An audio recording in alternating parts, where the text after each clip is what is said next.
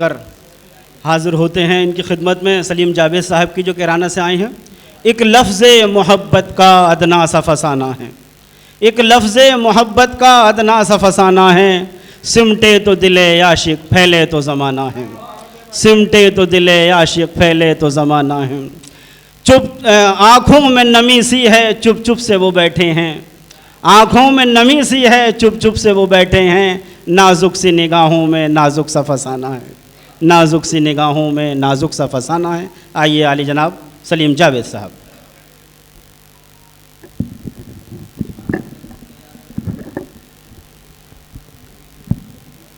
बहुत बहुत शुक्रिया नईम हिंदुस्तानी साहब का, जिनकी वजह से आपके दयार में दूसरी हाज़िरी है।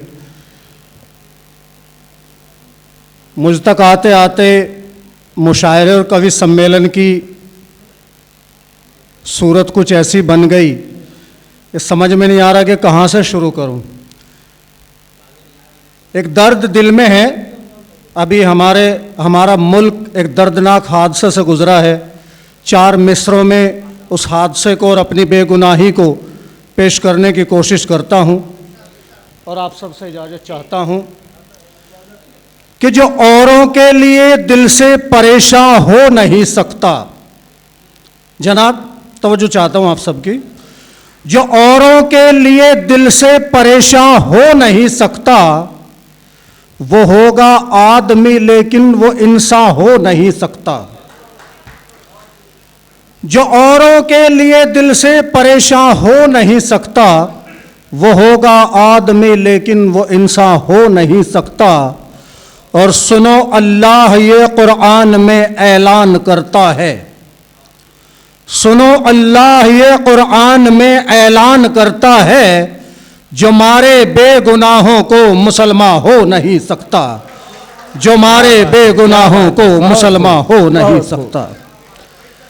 हमारे डाइस पर एसीपी साहब तशरीफ़ रखते हैं और हम बचपन में सुना करते थे कि ईमानदार एक ऑफिसर पूरी बटालियन के बराबर होता है। 4 मिसरे उनकी नज़र करता हूँ आप सबकी तरफ से कि फलक तक उड़ के समंदर दिखाई देने लगा। देखिए नईम साहब जनाब, थोड़ी सी मैं तवज्जो चाहता हूँ। फलक तक उड़ के समंदर दिखाई देने लगा, ज़मीं का आखिरी मंजर दिखाई देने लगा। और खिलाफे जुल्म जो लश्कर दिखाई देने लगा, खिलाफे जुल्म जो लश्कर दिखाई देने लगा, नज़र को अब कोई हक पर दिखाई देने लगा, नज़र को अब कोई हक पर दिखाई देने लगा। और सरफराज भाई ने जिस तरह से मुझे पेश किया, मुझे 20 साल पीछे जाना पड़ेगा और अपने कुछ दिल की बात मैं भी कहना चाहता हूं, क्योंकि मौका दिल की कहने का सब हर वक्त नहीं मिलता।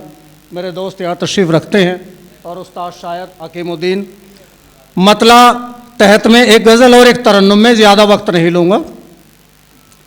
दिल के रिश्ते बनाए ही क्यों थे, दिल के रिश्ते बनाए ही क्यों थे, दिल के रिश्ते बनाए ही क्यों थे, तुमने सदमे उठाए ही क्यों थे।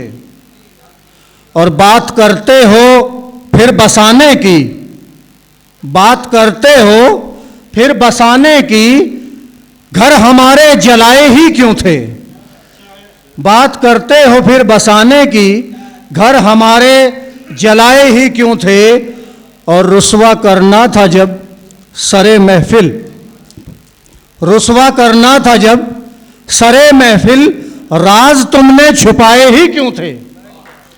रुसवा करना था जब सरे महफिल, राज तुमने छुपाए ही क्यों थे। और छोड़कर मुझको था अगर जाना, छोड़कर मुझको था अगर जाना, हाथ तुमने मिलाए ही क्यों थे। और गज़ल का आखिरी शेर के जो नमक से इलाज करते हों, जो नमक से इलाज करते हों, जो नमक से इलाज करते हों, जख्म उनको दिखाए ही क्यों थे।